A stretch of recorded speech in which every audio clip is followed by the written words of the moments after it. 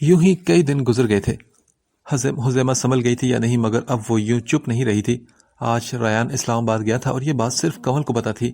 حزیمہ اور سارا زیدی سے اس نے یہی کہا تھا کہ وہ مری جا رہا ہے. وہ کچن میں تھی جب حزیمہ وہاں چلی آئی. کنول بات سنو. ہاں بولو حزیمہ. وہ فوراً پلٹ کر لبوں پر ہلکی سی مسکراہٹ اور آنکھوں میں نرم تاثر لیے بولی تھی. کنول کیا تم فری ہو ابھی؟ ہاں فری ہی سمجھو. اوکے پھر آؤ میرے ساتھ ادھر. اس کا ہاتھ تھام کر باہر لے گئی تھی. کیا ہوا بتاؤ تو صحیح. کنول نے ناسمجھی سے اسے دیکھا تو وہ بولی بس چپ بیٹھو، سرپرائز ہے. وہ آہستگی سے مسکرا کر بولی اور فون آن کیا. بیٹھو. اس نے کنول کو اشارہ کر کیا اور خود اس کے پیچھے کھڑی ہوگی. کسی کو بیل جا رہی تھی. اس نے فون کنول کے آگے کر دیا تھا. ہائے حزیمہ کیسی؟ ہبا جو مسکرا کر روانی سے بول رہی تھی اسکرین پر نظر پڑتے ہی چہرے کو دیکھ کر شاکڈ ہوئی تھی. کنول کا حال بھی کچھ ایسا ہی تھا. کنول تم؟ منہ پر ہاتھ رکھ کر وہ خوشی سے چلائی تھی اور کنول بھی منہ پر ہاتھ رکھے اسے ہی دیکھ رہی تھی، جبکہ ہبا سر ہلا کر بے یقینی سے اسے دیکھتے ہوئے گویا خود کو یقین دلا رہی تھی. کیسی ہو تم کمینی؟ کہاں تھی تم؟ تمہیں کچھ پتا ہے بھی ہے کہ ہم کتنا پریشان تھے تمہارے لیے، بے وفا کہیں کی. وہ خوشی اور مسرت کے عالم میں نم آواز اور بھیگی پلکوں سے اسے دیکھتے ہوئے کہہ رہی تھی. خوشی اس کے چہرے سے عیاں تھی. حزیمہ کی طلاق کے بعد سے آج وہ پہلی بار کھل کر مسکرائی تھی. میں ٹھیک ہوں، تم کیسی ہو؟ کنول بھی نم آواز میں خوش ہو کر بولی تھی. ٹھیک ہوں میں بھی، اور مجھے یقین نہیں آ رہا یار کہ یہ تم ہی ہو. وہ اسکرین پر ہاتھ پھیرتے ہوئے گویا اس کی موجودگی محسوس کرنا چاہ رہی تھی. کیا کر رہی ہو یار، یہ میں ہی ہوں. وہ یہ کہہ کر ہلکا سا ہنسی تھی. تو کیسا لگا سرپرائز؟ حزیمہ نے کنول کے پیچھے سے موبائل اسکرین پہ سامنے آ کر پوچھا تو وہ بولی بہت بہت اچھا تھا یار. وہ خوشی سے کہہ رہی تھی تو وہ ہلکا سا ہنس دی. وہ تینوں تھوڑی ہی دیر میں کہہ لگا کر ہنس رہی تھی. محبت نے ایک دن دوستی سے پوچھا کہ تمہاری اہمیت کیا ہے میرے آگے، تو دوستی نے مسکرا کر جواب دیا کہ میں ان چہروں پر مسکراہٹ لاتی ہوں جن کو تم رلا جاتی ہو. اور آج ایسا ہی ہو رہا تھا. حزیمہ بھی آج کافی دن بعد دل کھول کر ہنس رہی تھی. ریان زیدی ہاؤس پہنچا تو 4 بج رہے تھے. اس نے گہری سانس لی اور قدم اندر کی طرف بڑھائے. ردا اس وقت لاؤنج میں بیٹھی کھیل رہی تھی. آج اسے یوں اکیلے کھیلتے دیکھ کر اس کو واقعی شدید دکھ ہوا تھا. اس نے آگے بڑھ کر اسے سینے سے لگایا تو ردا بھی کافی خوش نظر آئی. مدحت ردا کی کلکاریاں سن کر باہر آئی تو سامنے ریان کو دیکھ کر اسے تقریباً ایک شوق لگا تھا. ریان تم؟ وہ اس کے پاس آتے ہوئے بولی تو وہ چونکا. ہاں میں. کیسی ہو تم مدحت؟ ریان نے اسے ساتھ لگایا تو وہ بری طرح رو پڑی. خدا جانے کب کے بہتے آنسو گر رہے تھے. I'm sorry ریان، مگر یقین کرو میرا کوئی قصور نہیں اس سب میں. روتے اس نے اسے یقین دلانا چاہا تو وہ بولا مجھے معلوم ہے. تابش بھائی اور ہادی کہاں ہیں؟ اس نے کلائی پر بندی گھڑی کو دیکھتے ہوئے پوچھا. تابش تو کسی کام سے گئے ہیں، جبکہ ہادی تو آفس سے ہی دیر سے آتا ہے. اس نے غم زدہ لہجے میں کہا تو ریان نے گہری سانس لی. خالہ اور حزیمہ کیسی ہیں ریان؟ مدحت نے بھیگی آواز میں پوچھا تو وہ بولا ٹھیک ہے، میں ذرا ہادی سے مل لوں. وہ یہ کہہ کر ردا کو اسے تھما کر چلا گیا تو وہ نم آنکھوں سے اسے جاتا دیکھتی رہی. ہادی اس وقت آفس میں بیٹھا ہوا تھا. کام تو آج کل کرتا بھی کوئی نہیں تھا. اسے یوں لگ رہا تھا کہ اس کا دماغ کام کرنا چھوڑ چکا ہے. ایک عام سی بات سمجھنے میں اسے کئی منٹ لگ جاتے تھے. اب بھی وہ لب بیچے فائل پر رکھے لفظوں کو پڑھنے کی ناممکن کوشش کر رہا تھا. اس نے پنسل انگوٹھے اور شہادت کی انگلی کے درمیان پکڑی اور ایک کاغذ پر آڑی ترچھی لائنیں لگانا شروع کر دی اور پھر پنسل پھینک کر سر ہاتھوں پر گرا لیا تھا. ریان آفس آیا تو فدیہ جو گھر جا رہی تھی اس کی نظر ریان پر پڑ گئی. ریان سر آپ؟ وہ جو اندر جا رہا تھا فدیہ کی آواز سن کر چونکا اور پلٹ کر اسے دیکھا. السلام علیکم سر، کیسے آپ؟ اسے دیکھتے ہوئے خوشی سے پوچھنے لگی. وعلیکم السلام، میں ٹھیک ہوں، تم کیسی ہو؟ میں ٹھیک ہوں سر. وہ کنول کا کچھ پتہ چلا؟ فدیہ نے جھجکتے ہوئے پوچھا تو ریان مسکرا کر بولا ہاں وہ میرے ساتھ کراچی میں ہے، میں تمہیں اس کا نمبر دیتا ہوں. دراصل وہ کچھ وجوہات کی بنا پر رابطہ نہیں کر پائی کسی سے بھی. ریان نے مسکرا کر آہستگی سے کہا اوہ سچ میں وہ آپ کے پاس ہے؟ شکر ہے خدا کا. فدیہ نے خوشی سے کہا تو ریان نے سر کو خم دیا. یہ لو، یہ اس کا نمبر. ریان نے اپنا موبائل نکال کر اس کے سامنے کیا تو وہ نمبر نوٹ کرنے لگی. ریان اس کے چہرے پر خوشی بخوبی دیکھ سکتا تھا. تھینک یو سو مچ سر. وہ خوشی سے بولی تو ریان نے بس سر ہلایا تھا. سر وہ اسلام آباد کب آئے گی؟ فدیہ بیتابی سے پوچھنے لگی تو ریان نے ہونٹوں کو گول کر کے انگلی کو کن پٹی پر رکھا اور سوچنے لگا، یہی کچھ تقریباً 2-3 ماہ تک، باقی موبائل پر ہر خبر مل جائے گی آپ کو۔ اس نے مسکرا کر کہا تو فدیہ نے خوشی خوشی سر ہلایا۔ اس کے جانے کے بعد وہ بھی آفس کے اندر داخل ہو گیا تھا۔ ریان نے ہادی کے روم کا دروازہ کھولا تو اسے چیئر کے ساتھ ٹیک لگا کر چھت کو گھورتا نظر آیا۔ ریان کے دل میں بھی ایک درد سا اٹھا تھا۔ اس کا دل چاہا کہ اسے کچھ کر ہی دے جس نے اس کی بہن کو برباد کر دیا تھا، جس سے اتنی محبت تھی، آج اس سے ہی اتنی شدید نفرت محسوس ہو رہی تھی۔ ریان تم؟ ہادی جو آہٹ پر چونک کر اٹھا تھا، ریان نے ایک قہر آلود نظر اس پر ڈالی اور چھوٹے چھوٹے قدم اٹھاتا اس کی طرف آیا۔ ریان کے تاثرات ہادی کو یہ بتانے کو کافی تھے کہ وہ سب کچھ جان چکا ہے۔ کیسے ہو تم؟ ہادی نے نارمل انداز میں پوچھا۔ ٹھیک ہوں میں۔ کیا تم حزیمہ سے محبت کرتے ہو؟ ریان کے سوال پر اس کو اپنا دماغ پھٹتا ہوا محسوس ہوا۔ اس نے فوراً اپنی نظروں کا زاویہ بدلتا ہوا محسوس ہوا۔ ہادی میں کچھ پوچھ رہا ہوں تم سے۔ ریان ٹیبل پر جھکتے اس کی سرخ آنکھوں میں دیکھنے لگا۔ کیا میں اس سوال کا مقصد پوچھ سکتا ہوں؟ ہادی نے اس کی طرف دیکھتے ہوئے پوچھا۔ مقصد؟ تم نے میری بہن کی زندگی کیوں برباد کی؟ ہاں؟ اس کی آواز غصے کی شدت سے دہشت ناک ہو گئی تھی۔ بہیو یور سیلف ریان، میں نے کچھ نہیں کیا۔ ہادی نے یہ کہا تو اس کی آواز کانپ رہی تھی۔ ریان نے اسے دیکھا تو یہ اس ہادی سے بہت مختلف تھا جو چند ماہ پہلے اسے دیکھ کر گیا تھا۔ وہ چند لمحے اسے دیکھتے رہا، دونوں کے درمیان خاموشی چھائی تھی۔ دیکھو میں حزیمہ کا بھائی نہیں بلکہ تمہارا دوست بن کر ایک سوال پوچھنا چاہتا ہوں۔ کیا تمہیں اس سے ذرا سا بھی دکھ نہیں ہوا اسے چھوڑ کر؟ ریان کے سوال پر اسے دل میں درد کا طوفان اٹھتا محسوس ہوا۔ اس نے نظریں چرا کر آہستگی سے انکار میں سر ہلایا تو ریان اس کی آنکھوں میں امڑتا درد دیکھ چکا تھا۔ جانتے ہو ہادی، میں تمہیں سزا دینے آیا تھا۔ سوچا تھا کہ تمہیں جان سے مار دوں گا، تڑپا کر مار دوں گا، مگر آج تیری یہ حالت دیکھ کر ہادی میں سوچ رہا ہوں کہ تیری سزا تو شروع ہو چکی ہے۔ ارے تو اس سے بڑا بدنصیب کون ہوگا جسے محبت ملی اور اس نے کھو دی؟ میں تمہارا غم سمجھ سکتا ہوں ہادی، مجھے تو صبر آ گیا تھا کیونکہ وفا میرے سامنے نہیں تھی، جبکہ تیری محبت تو ہر لمحہ تیرے سامنے رہے گی۔ کیسے برداشت کرے گا تو؟ ہاں، پل پل تڑپو گے تم، سسکو گے ہادی۔ جب کسی چیز کی قدر نہ کی جائے تو چھین لی جاتی ہے۔ اپنی بدنصیبی پر تم دھاڑے مار مار کر رو گے۔ اگر یوں گھٹ گھٹ کر روئے گا تو مر جائے گا۔ ریان اس کے سامنے آتے ہوئے بے تاثر لہجے میں کہہ رہا تھا اور ہادی تو پتھرائی آنکھوں سے سامنے دیکھ رہا تھا۔ تمہاری قسمت بہت اچھی تھی مگر تم نے خود کو بدنصیب تسلیم کروا کر چھوڑا۔ مجھے اس دن کا انتظار رہے گا جس دن تم رو گے ہادی۔ اب میں چلتا ہوں۔ ریان دکھ سے یہ کہہ کر وہاں سے چلا گیا اور ہادی نے اسے جاتے ہوئے دیکھا اور آنکھیں رگڑنے لگا۔ میں کیوں پچھتاؤں گا؟ میرا کیا قصور ہے؟ سارا قصور تو حزیمہ کا ہے، وہ نہیں پچھتا رہی تو میں کیوں پچھتاؤں؟ ہادی نے غصے سے فائل دیوار پر دے ماری۔ اس کے سارے جسم میں عجیب سا درد اٹھتا محسوس ہونے لگا تھا۔ ریان گھر آ گیا تو تابش سے بھی اس کو ملاقات ہو گئی تھی۔ وہ دونوں اب لاؤنج میں بیٹھے تھے اور آپس میں باتیں کر رہے تھے۔ حزیمہ کیسی ہے؟ سنبھلی کیا وہ؟ تابش نے ڈرتے ڈرتے پوچھا۔ حزیمہ میں تو دونوں کی جان بستی تھی، اپنی بہن کو تکلیف میں دیکھ کر احساس ہوا تھا کہ درد ہوتا کیا ہے۔ اس کے پاس سنبھلنے کے سوا کوئی چارہ بھی نہیں بھائی۔ ایک حادثے نے میری بہن سے میری معصومیت کا دھاگا چھین کر میچیورٹی کی ڈور تھما دی ہے۔ ایسی سمجھداری کی بات کرتی ہے کہ بھائی میں تو دھنگ رہ جاتا ہوں۔ دکھ میرے انداز میں کہتے ہوئے ریان نے ہولے سے انکار میں سر ہلایا۔ تابش نے بھی دھیرے سے سر کو جنبش دی اور کہا، اچھا، اللہ پاک اسے صبر اور اجر دے گا، شاید اسی میں ہی کوئی بہتری ہو۔ خیر ریان، کئی مہینے گزر گئے اور کنول کا کچھ پتہ نہیں چل رہا، تھوڑا اس طرف بھی تو دھیان دو۔ تابش نے اسے دیکھتے ہوئے یاد دلائے تو ریان نے ان کو دیکھا۔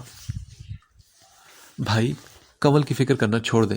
میں تو یہ بات کسی اچھے سے سرپرائز کے ذریعے بتانا چاہتا تھا مگر قسمت کچھ آلریڈی اور سو چکی ہے۔ کنول میرے پاس ہے بھائی، اس نے آہستگی سے کہا تھا۔ کیا تمہارے پاس؟ جی بھائی۔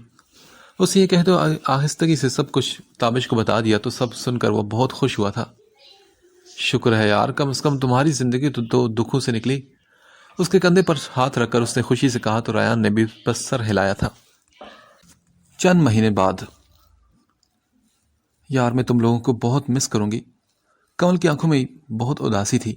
آج حزیمہ لوگ واپس جا رہے تھے، اس نے جب سے سنا تھا تو اس کا دل اداس ہو رہا تھا۔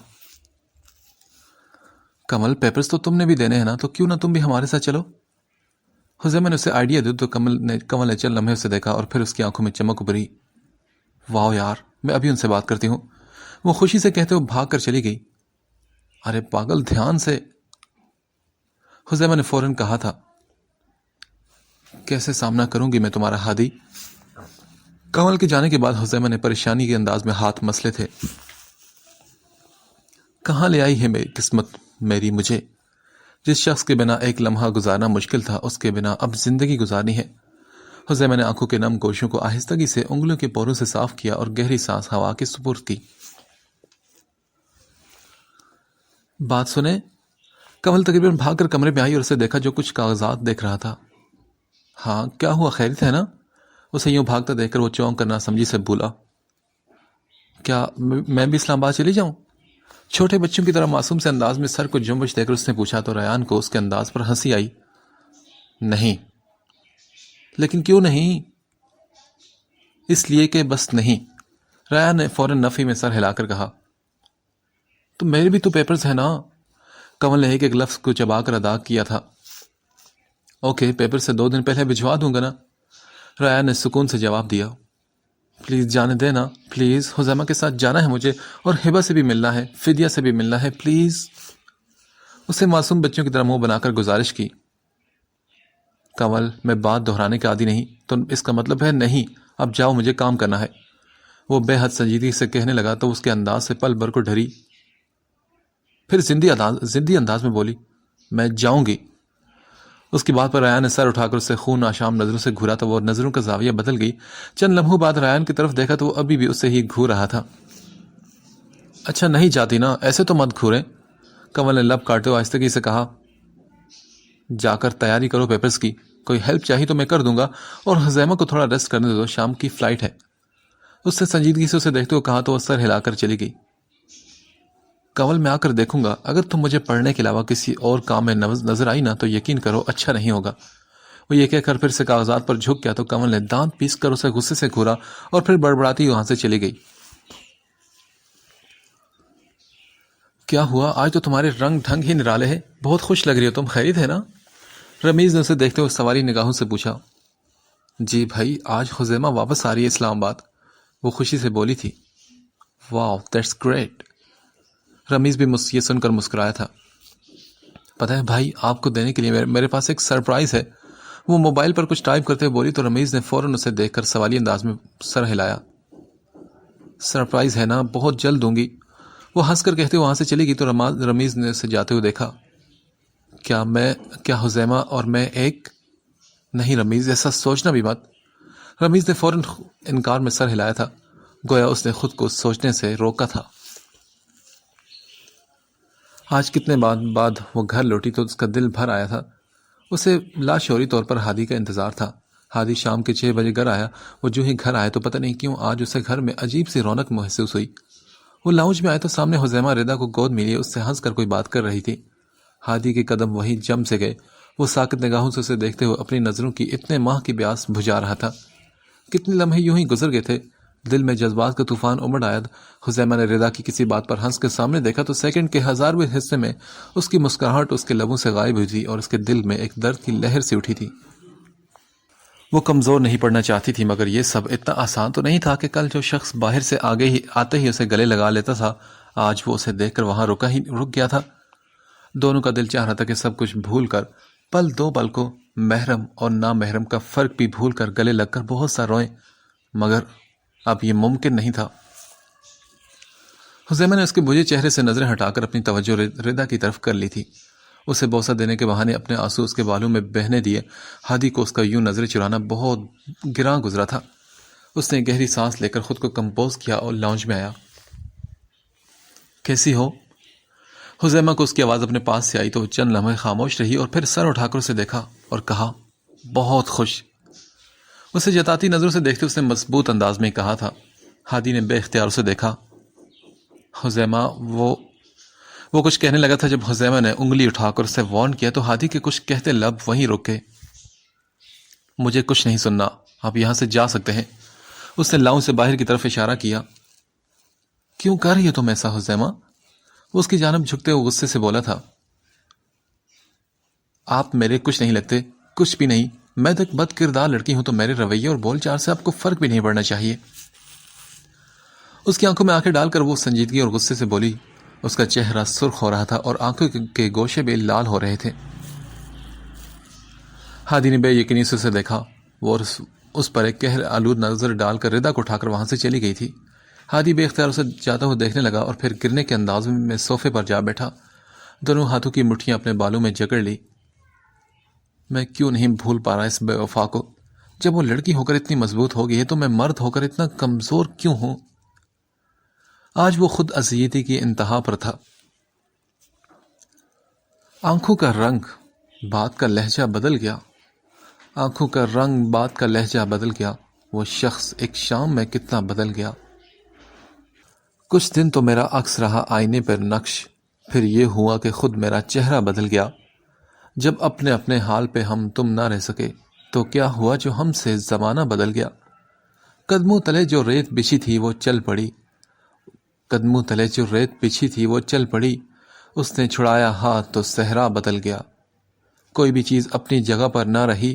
جاتے ہی ایک شخص کے کیا کیا بدل گیا. ایک سرخوشی کی موج نے کیسا کیا کمال کہ وہ بے نیاز سارے کا سارا بدل گیا. اٹھ کر چلا گیا کوئی وقفے کے درمیان اور پردہ اٹھا تو سارا تماشا بدل گیا. حیرت سے سارے لفظ اسے دیکھتے رہے. باتوں میں اپنی بات کو وہ کیسے بدل گیا. کہنے کو ایک صحن میں دیوار ہی بنی تھی. کہنے کو تو ایک صحن میں دیوار ہی بنی تھی. گھر کی فضا، مکان کا نقشہ بدل گیا. شاید وفا کے کھیل سے اکتا گیا تھا وہ. شاید وفا کے کھیل سے اکتا گیا تھا وہ. منزل کے پاس آ کے جو رستہ بدل گیا. قائم کسی بھی حال پہ دنیا نہ رہی. تعبیر کھو گئی، کبھی سپنا بدل گیا.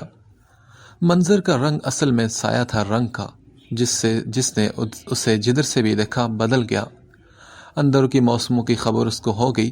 اس نو بہار ناز کا چہرہ بدل گیا. آنکھوں میں جتنے اشک تھے جگنوں سے بن گئے. وہ مسکرایا اور میری دنیا بدل گیا. اپنی گلی میں اپنا ہی گھر ڈھونڈتے ہیں لوگ. امجد یہ کون شہر کا نقشہ بدل گیا. اتنا آسان نہیں ہے یہ سب ہادی. تمہیں بھول کر آئی تھی میں وہاں سے. سوچا تھا کہ جب جاؤں گی اور تم سامنے آ گئی تو میرے دل کو رتی برابر فرق نہیں پڑے گا، مگر ایسا نہیں ہوا. تم سامنے آئے ہو تو دل وہیں ہے جہاں پہلے تھا. اس میں آج بھی تمہاری تڑپ اتنی ہی ہے جتنی کہ پہلے تھی. کاش ہادی کہ میں تمہیں بھول سکتی. کیوں نہیں بھول پاتے ہم اس شخص کو جس سے محبت کی ہو؟ کیوں اس کا دیا ہر ستم، غم، درد، اذیت اور تکلیف بھول کر بس یاد رکھتے ہیں؟ تو بس اسے کیوں؟ اس کے علاوہ سب بھول جاتے ہیں. دروازے کے ساتھ ٹیک لگا کر اسی کے ساتھ ٹیک لگا کر نیچے بیٹھتے ہوئے اذیت ناک انداز میں کہہ رہی تھی. اس کا دل رو رہا تھا. کتنی کوشش کے باوجود بھی ہمک ہمک کر اسی کی طرف جا رہا تھا، تڑپ رہا تھا، دکھ اور اذیت میں تھا. اس نے ایک درد بھری آہ بھر کر چلا کر آسمان کی طرف مدد طلب نظروں سے خدا کو دیکھا. یا اللہ، اسے میرے دل سے نکال دے. اس نے گڑ گڑاتے ہوئے دعا مانگی تھی. باہر ہوا چلنے لگی جیسے اب بادل بھی حذیمہ کے غم میں برسنے لگے ہوں. ہر چیز اس کے غم میں سوگوار لگ رہی تھی. جس شخص کو تہجد کی دعاؤں میں مانگا تھا، آج وہ اسے بھول جانے کی دعا بھی مانگ رہی تھی. اے میرے مولا، میں جانتی ہوں کہ میں بہت گناہگار ہوں. بس میری یہ دعا قبول کر لے کہ میرے دل سے اس ستم گر کا نقش تک مٹا دے. تڑپتے ہوئے اپنا دل اللہ کے سامنے وہ کھول رہی تھی، جبکہ اللہ پاک تو بنا بتائے ہی دل کے حالات جانتا ہے. ریان سر. وہ اس وقت لان میں ٹہل رہا تھا جب عقب سے اسے کمل کی آواز آئی. وہ اسے ہمیشہ سنے کہہ کر پکارتی تھی، اس لیے جب بھی ریان کہتی تو ساتھ میں سر لازمی لگاتی تھی. بولو. اس نے پلٹ کر اسے سوالی نگاہوں سے دیکھا. وہ ایک سوال سمجھ نہیں آ رہا، تو مجھے وائی فائی کا پاسورڈ تو بتا دیں تاکہ میں حذیمہ اور ہیبا سے پوچھ لوں. ریان نے اس کو فون میں کریڈٹ بھی نہیں ڈلوا کر دیا تھا، بلکہ اس پر مکمل نظر رکھی ہوئی تھی، کیونکہ وہ پڑھتی نہیں تھی بلکہ ان دونوں سے باتیں کرتی رہتی تھی. اس لیے ریان نے وائی فائی کا پاسورڈ بھی بدل دیا تھا. اچھا، تو کیا سمجھ نہیں آ رہا مجھے؟ لاؤ کتاب میں سمجھا دیتا ہوں. موبائل پر کچھ ٹائپ کرتے اس نے سنجیدگی سے کہا تو کنول نے منہ بنایا تھا. نہیں، آپ کی مجھے بالکل سمجھ نہیں آتی. کنول نے ایک نیا بہانہ بنایا تو ریان نے موبائل سے نظریں ہٹا کر اسے دیکھا، جو اس وقت زمرد رنگ کی سادہ سی شرٹ اور بلیک کیپری میں ہلکے سبز رنگ کا دوپٹہ سر پر کیے سادیہ سے حلیے میں بھی بہت حسین لگ رہی تھی. چہرے سے اتنی معصوم اور دل سے اتنی مکار. بہوؤں کو ایک انداز سے سکیڑ کر ریان نے اسے ایکس رے کرتی نظروں سے دیکھا تو کنول نے اسے اچنبے سے دیکھا. مطلب وہی جو تم جانتی ہو. جب تک تمہارے ایگزامز ہو نہیں جاتے تم اپنا فون یوز نہیں کر سکتی. لان میں لگی چیئرز میں سے ایک پر بیٹھتے وہ متانت سے بولا تو کنول نے پیچھے سے ہاتھ کا پنچ دکھایا تھا. ریان نے فوراً اسے دیکھ لیا. پہلے اس کی حرکت پر اسے حیرانی ہوئی اور پھر سمجھ گیا کہ وہ اور مسلسل سر ہلانے لگا. Well done. یہ ملک کی ٹاپر کا حال ہے. I am impressed. مار لو ویسے بھی پنچ بھی کر لو یہ خواہش بھی پوری. اس کی ملامتی نظروں سے دیکھتے ہوئے ریان نے کہا تو کنول کو یہ تانا سیدھا دل پر لگتا محسوس ہوا. آپ کو تھوڑی نہ کیا ہے, میں تو ویسے ہی کر رہی تھی. ندامت سے ہاتھ مسلتے ہوئے وہ نظریں چرا کر بولی. ویسے میں حیران ہوں کہ تم نے پہلے ٹاپ کیسے کر لیا. میں نے تو تمہیں کبھی پڑھتے نہیں دیکھا. جب دیکھا اسی موبائل پر لگی لیتی ہو. کہیں کوئی تعویذ گھنٹے کا کاروبار تو نہیں تمہارا. اسے بیٹھنے کا اشارہ کرتے ریان نے پوچھا تو وہ تقریباً اچھل پڑی. نہیں ایسا تو کچھ نہیں, میں نے پہلے بہت سارا یاد کیا ہوا ہے. اتنی محنت کی کو آپ تعویذ گھنٹا کہہ رہے ہیں. اس کو ریان کی یہ بات بالکل پسند نہیں آئی تھی. اس نے تو اتنی محنت کی تھی اور وہ ساری محنت پر پانی پھیر گیا تھا. اس کی بات پر وہ پھیکا سا مسکرا کر سر ہلانے لگا. آپ پریشان ہیں نا؟ کنول نے پوچھا تو ریان نے بے ساختوں سے دیکھا اور بولا نہیں تو کیوں؟ آپ حذیمہ کو لے کر پریشان ہیں نا؟ نہیں. وہ آہستہ آہستہ سنبھل رہی بلکہ اب تو کافی حد تک ٹھیک ہو چکی ہے. غم تو بہت بڑا ہے اس کا, مگر شاید اس میں بھی خدا کی کوئی مصلحت ہو. بالکل. آپ اللہ پر یقین رکھیں, وہ اس کے سارے غم دور کر دے گا. آپ دعا مانگے اللہ پر. مجھے مکمل یقین رکھ کر تو دعا ضرور قبول ہوگی. آپ کو پتا ہے ماما کہتی تھی کہ کنول جو دعا یہ سوچ کر مانگی جائے کہ پتہ نہیں قبول ہوگی یا نہیں تو وہ قبول نہیں ہوتی, مگر جو دعا کامل یقین سے مانگی جائے تو وہ ضرور قبول ہوتی ہے. ہمارے دعا مانگنے کے بعد 3 صورتیں ہوتی ہیں. ایک یہ کہ دعا فوراً قبول ہو جاتی ہے. دوسری یہ کہ دعا قبول ہوتی ہے مگر بہتر وقت پر, اور بہترین وقت کون سا ہے یہ بس اللہ پاک جانتے ہیں. آپ بھی یقین رکھیں حذیمہ کے لیے یقیناً کچھ اچھا ہوگا. وہ اسے دیکھتے ہوئے امید کی کرن دلا رہی تھی. اسے نا امیدی کے گہرے سمندر سے نکال رہی تھی اور ریان اس کی بات سن کر دھیرے سے مسکرا دیا تھا. یوں ہی 2-3 ہفتے مزید گزر گئے. ان کے پیپرز بھی آ گئے تھے. کنول بھی پیپر سے 2 دن پہلے یہاں آئی تھی. ریان کی وجہ سے ہی وہ ہادی سے نہیں بولی تھی. آج ان کا آخری پیپر تھا اور وہ بھی ہو گیا. رامز سے ان کا سامنا نہیں ہوا تھا. وہ تینوں سا کینٹین میں بیٹھی تھی اور نہ چاہ کر بھی رامز کی کمی کو محسوس کر رہی تھی. یار میرا یہ MCQs غلط ہو گیا. میں اے لگانے لگی تھی مگر پتہ نہیں کیوں بی پر ٹک کر دیا. کنول نے روتے ہوئے کہا. ہبا اور حذیمہ کو اس کا چہرہ دیکھ کر ہنسی آئی تھی. یعنی صرف ایک غلط ہونے پر یوں رونے والی ہو گئی ہو اور ہم ایک درست ہونے پر مطمئن بیٹھی ہیں. ہبا نے ہنس کر حذیمہ کو اپنی طرف متوجہ کیا تو وہ بھی ہنس پڑی, جبکہ کنول کتاب میں کچھ تلاش کر رہی تھی اور اس کے چہرے پر بہت فکر تھی. ہبا نے آگے جھک کر اس کی کتاب چھینی اور سامنے دے ماری جو سامنے سے آتے وجود کو لگی تھی. اوف, مار ڈالا یار. مانوسی آواز کی کراہ پر تینوں نے مڑ کر دیکھا. چہرے پر ہاتھ رکھے وہ شاید رامز ہی تھا. رامز تم؟ ہبا اٹھنے لگی تھی کہ پھر سے حذیمہ کا سپاٹ چہرہ دیکھ کر رک گئی. رامز نے چند لمحے بعد سر اٹھا کر دیکھا. ان تینوں کو دیکھ کر اس کے لبوں پر مسکراہٹ بکھری تھی, مگر جیسے ہی سب یاد آیا تو وہ مسکراہٹ ختم ہو گئی. وہ وہاں سے ہی پلٹ گیا تھا. ان تینوں کے چہروں پر تناؤ تھا. کچھ آرڈر کر دو یار, بہت بھوک لگی ہے. حذیمہ نے ماحول کو مزید کشیدگی کی طرف جاتا دیکھ کر جلدی سے کہا. آنٹی مجھے آپ سے بات کرنی تھی, آپ کے پاس ٹائم ہوگا؟ کنول سے مشورہ کرنے کے بعد وہ کنول کے ساتھ ہی سارا زیدی کے کمرے میں آئی تھی.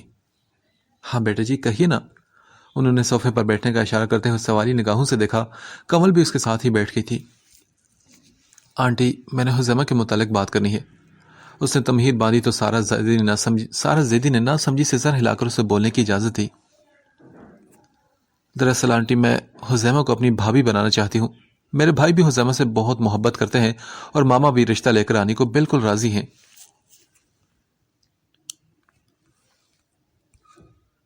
اس نے ان کو دیکھتے ہوئے سب کچھ گوش گزار کر دیا تھا. سارا زیدی کے دل کو کچھ ہوا تھا. چند ماہ پہلے وہ حذیمہ کے معاملے میں بالکل ریلیکس تھی اور اب پھر سے اسی مقام پر کھڑی تھی جہاں انہیں دوبارہ کوئی فیصلہ لینا تھا. بیٹا ابھی تو بہت جلدی ہے, ابھی تو اس صدمے سے بھی باہر نہیں نکلی. دیکھیں آنٹی، کبھی نہ کبھی صدمے سے نکلنے کے لیے کوئی بڑا فیصلہ کرنا پڑتا ہے۔ میں رمیز بھائی سے ملی ہوں، وہ واقعی ہماری حزیمہ کے لائق ہیں۔ حزیمہ ان کو بہت ڈیزرو کرتی ہے۔ کنول سارا زیدی کے پاس بیٹھتی ہوئی رمیز کی حمایت کرتے بولی تو سارا زیدی نے چند لمحے اسے دیکھا۔ کوئی بھی مرد اتنے ظرف والا نہیں ہوتا کہ سب سن کر اس سے اپنائے، اور میں جھوٹ پر کسی بھی رشتے کی بنیاد نہیں رکھنا چاہتی۔ انہوں نے سنجیدگی سے کہا، آنٹی میں نے ان سے بات کی ہے، ان کو کوئی اعتراض نہیں، بلکہ ماما کو بھی کوئی اعتراض نہیں۔ ماما سب جانتی ہیں۔ پلیز آنٹی، میری آپ سے گزارش ہے کہ مان جائے۔ میں وعدہ کرتی ہوں کہ حزیمہ ہمارے گھر بہت زیادہ خوش رہے گی۔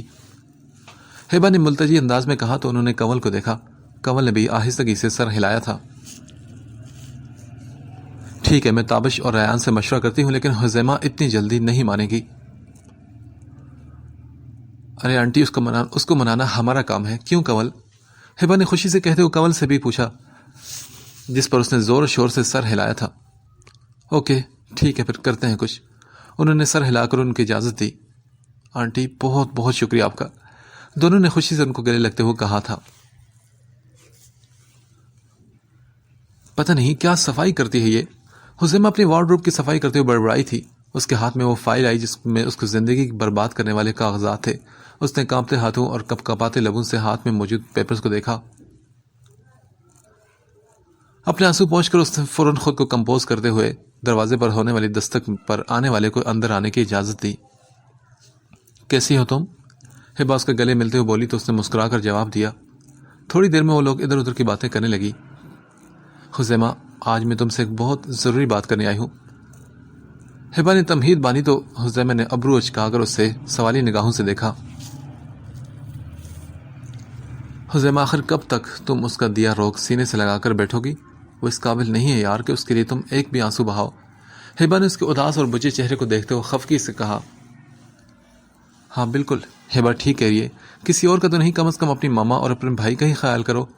حزیمہ، سارا آنٹی کا بلڈ پریشر ہائی رہنے لگا ہے، جبکہ تمہارے بھائی کی بھی جب بھی کال آتی ہے وہ پہلے سے زیادہ خاموش ہوتے ہیں۔ وہ بہت فکر مند ہے تمہارے لیے۔ کنول نے سنجیدگی سے دکھ بھری آواز میں کہا تو حزیمہ کو واقعی یہ سب سن کر دکھ ہوا۔ کاش کہ میں ان کو غم دینے کی وجہ نہ بنتی۔ اذیت ناک لہجے میں اس نے کہا، لیکن حزیمہ تم اب بھی ان کو خوشیاں تو دے سکتی ہو نا؟ ہیبا نے چمکتی آنکھوں سے کہا تو وہ فوراً بولی، لیکن کیسے ہیبا؟ رمیز بھائی سے شادی کر کے۔ میرا یقین کرو حزیمہ، تم ہمارے گھر میں بہت خوش ہوگی۔ ماما رمیز بھائی کے لیے رشتہ لے کر آنا چاہتی ہیں، بس تمہاری ہاں کا انتظار ہے۔ ہیبا نے اسے دیکھتے ہوئے مسکرا کر کہا اور وہ ساکت ہو کر اسے دیکھنے لگی۔ چند لمحے بعد وہ حواسوں میں لوٹی اور بولی، ہیبا آئندہ یہ بات مت کرنا مجھ سے۔ اس نے وارننگ دیتی نظروں سے اسے گھور کر کہا، کیوں نہ کروں؟ تم ہوتی کون ہو؟ تمہارا ہی حق نہیں تم پر، ہمارا بھی کوئی حق ہے۔ تمہیں اس طرح نہیں دیکھ سکتے ہم لوگ، درد ہوتا ہے ہم سب کو، تکلیف ہوتی ہے۔ ہیبا بھی غصے سے پھٹ پڑی تھی۔ نہیں ہیبا، میرا مطلب وہ نہیں تھا، تمہارا بھائی بہت اچھا ہے ہیبا، اسے مجھ جیسی لڑکی ڈیزرو نہیں کرتی۔ حزیمہ نے نفی میں سر ہلا کر آہستگی سے کہا، تم جیسی لڑکی سے مراد کیا کمی ہے تم میں؟ ہاں حزیمہ، پاگل مت بنو۔ ہادی نے جو الزام لگایا ان کو دل سے لگا لیا تم نے؟ تم اس کو جی کر دکھاؤ، بتاؤ کہ مر نہیں گئی، اور رہی میرے بھائی کی بات تو ان کو کوئی اعتراض نہیں، بلکہ سارا آنٹی کو بھی کوئی رکاوٹ نہیں۔ پلیز میری التجا ہے، مان جاؤ۔ ہیبا نے نم آنکھوں سے گزارش کی تو وہ بے بسی سے اس کو دیکھنے لگی۔ تم اپنے بھائی کے ساتھ ظلم کرو گی، میرے دل میں ابھی بھی صرف وہی ہے یار۔ مجرموں کی طرح سر جھکا کر حزیمہ نے اعتراف کیا۔ حزیمہ میری جان، رمیز بھائی تمہارے دل سے اسے نکال کر اپنی جگہ بنا لیں گے، وہ تمہیں اتنی محبت دیں گے کہ تم سب بھول جاؤ گی۔ اس کے ہاتھ پر ہاتھ رکھ کر اس نے محبت سے کہا، پلیز ہیبا مجھے یوں بے بس تو مت کرو۔ حزیمہ نے اسے دیکھتے ہوئے گزارش کی، تمہارے پاس ایک دن ہے سوچنے کا، پرسوں میں ماما اور بھائی کو لے کر آ رہی ہوں، تم چاہو تو انکار کر دینا، مگر اس کے بعد تمہاری اور میری دوستی کبھی نہیں رہے گی۔ ہیبا یہ کہہ کر اسے دھمکی دے کر بیگ اٹھا کر چلی گئی۔ میری بات تو سنو، اس نے اٹھتے ہوئے کہا، مگر وہ کچھ بھی سنے بغیر چلی گئی۔ کنول نے مسکراہٹ چھپاتے ہوئے گہری سانس لی۔ ہیبا کو سمجھاؤ نا کنول، یہ اتنا آسان نہیں میرے لیے۔ اس نے کنول کی گود میں سر رکھتے ہوئے کہا، کچھ بھی مشکل نہیں حزیمہ، بی ریلیکس، آج نہیں تو کل تمہیں کسی اور کا ہونا ہی ہے، تو کیوں نہ اس انسان کی ہو جاؤ جو تمہاری قدر کرے گا۔ کنول نے دانستہ محبت کی جگہ قدر کا نام لیا تھا۔ حذیفہ نے آنکھیں بند کر کے آنسو کو باہر آنے سے روکنے کی ایک ناکام کوشش کی تھی۔ تجھے کیا خبر کہ کیا حشر ہوا میرا؟ تجھے کیا خبر کہ کیا حشر ہوا میرا؟ تیرے نزدیک تو نے چند لفظ کہے تھے بس۔